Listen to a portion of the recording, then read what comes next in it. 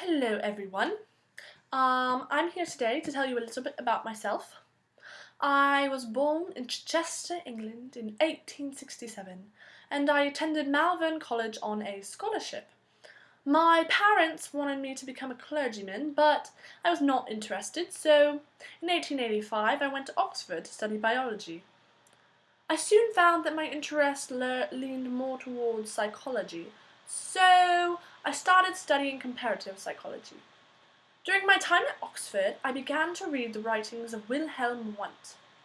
I later translated Wundt's famous text, Principles of Physiological Psychology, from German to English. In 1890, after I graduated Oxford, I met Wilhelm Wundt in Germany and I became his student. I later earned my PhD in psychology at the University of Leipzig in 1892. After earning my PhD, I became a professor at Cornell University in New York. This is where I established the ideas of structuralism and introspection. Structuralism really began at Cornell because of me, and surprisingly, my studies freed the world from a structuralistic ideology, even though that was not my intent. Structuralism is systematically defining and categorizing the mind, and therefore understanding all mental processes.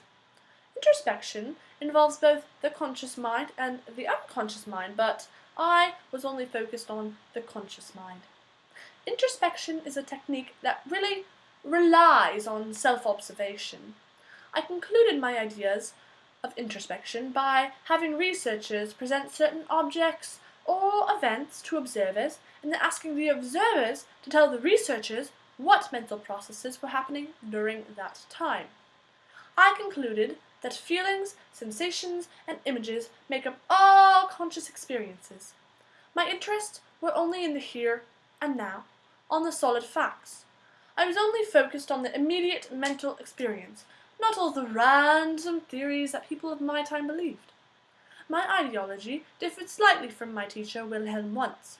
He focused a lot on studying the conscious and unconscious mind, while I just wanted to deduce an individual's current thought at any point in time.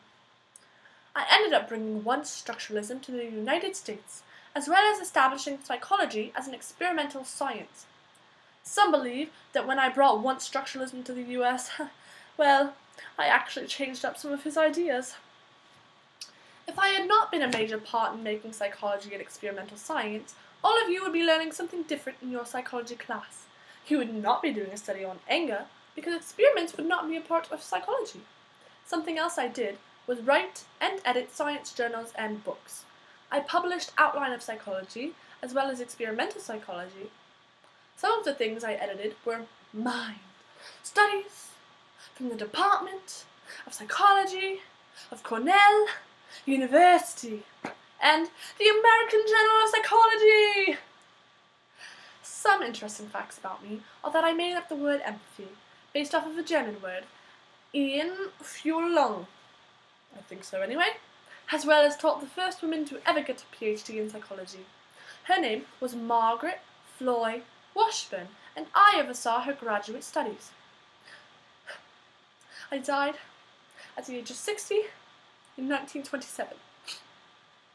Sadly, my psychological school of thought, structuralism, did not survive my death, but at least I'm remembered as a well-loved professor and the person that brought structuralism to America. I hope you enjoyed learning a little bit about myself, and I will say goodbye now. Toodaloo.